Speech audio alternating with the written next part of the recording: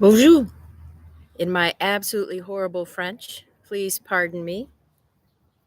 It is wonderful to have you back for more study of the Bhagavad Gita. And this can be so important. The Gita is said to have been written down a couple of thousand years ago, but to have existed for a long time before that.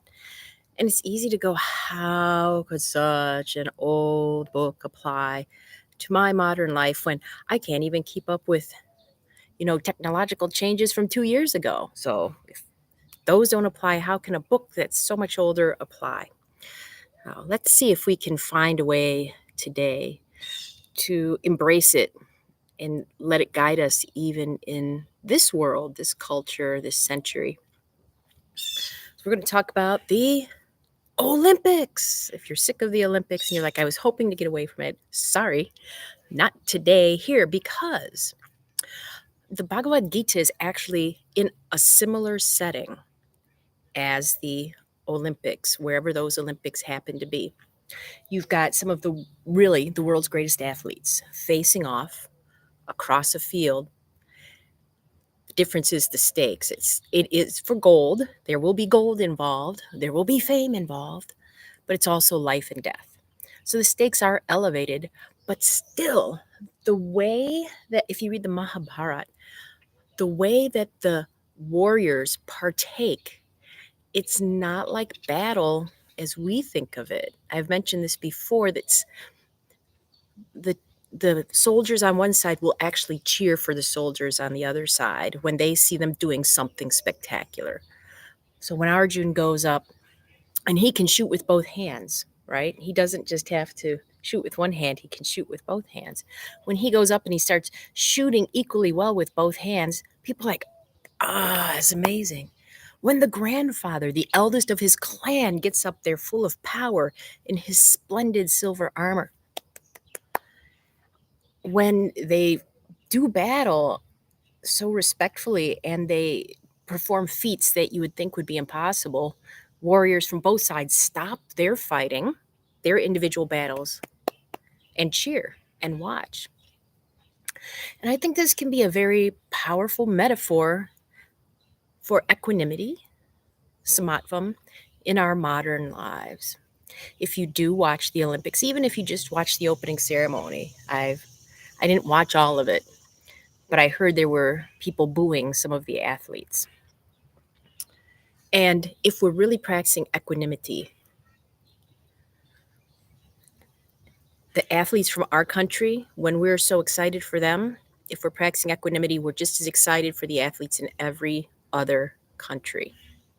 Okay. Or if we're not excited about athletes in a certain country, then how can we be excited about athletes even in our own country? Does our own country do no wrong in the eyes of the world? And that's something to consider, the eyes of the world.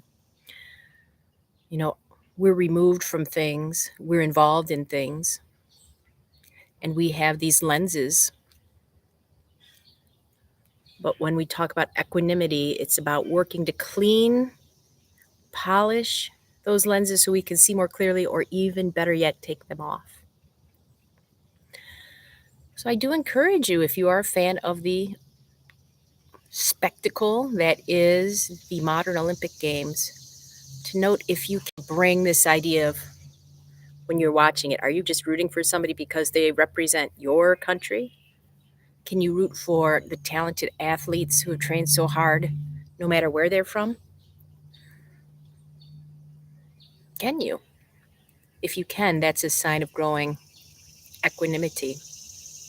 When you can see all in the world and all in different countries as human, just like you.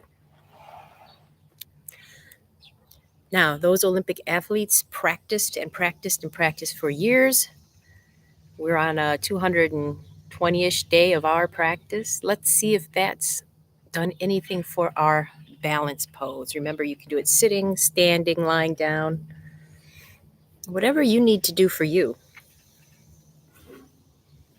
And I'll go, yay, I'll cheer.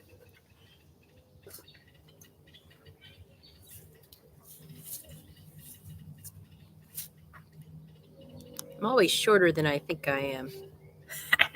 There we go.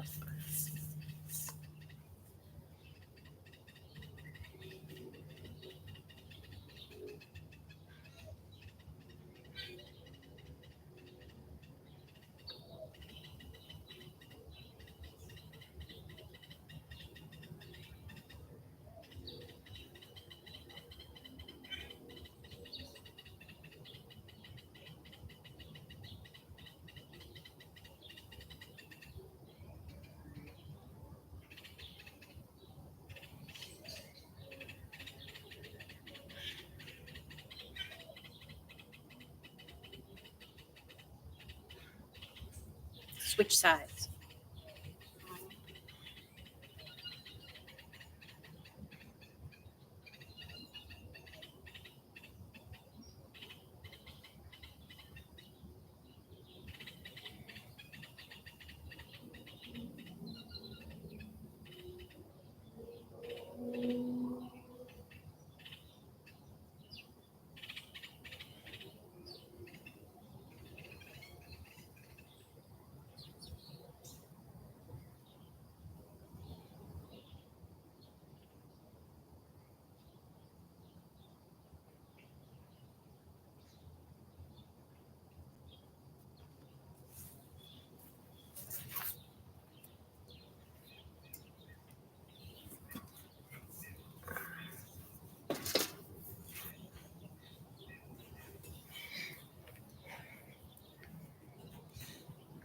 Contemplation.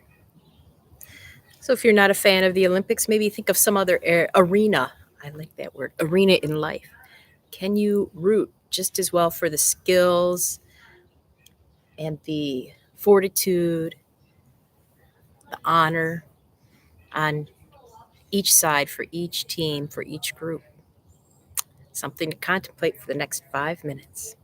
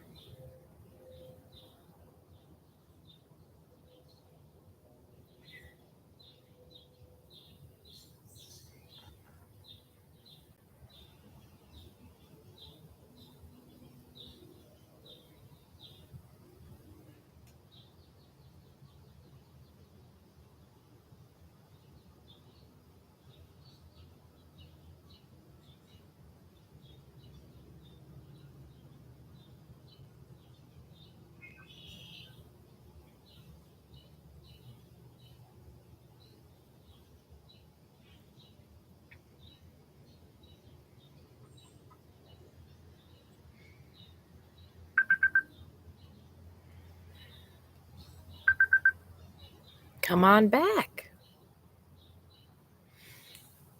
How did that contemplation go? Always feel free to share. Love hearing from you. We'll be back with more Olympic action tomorrow. A different take, of course. I'm dedicating today's practice to Celine, Dion.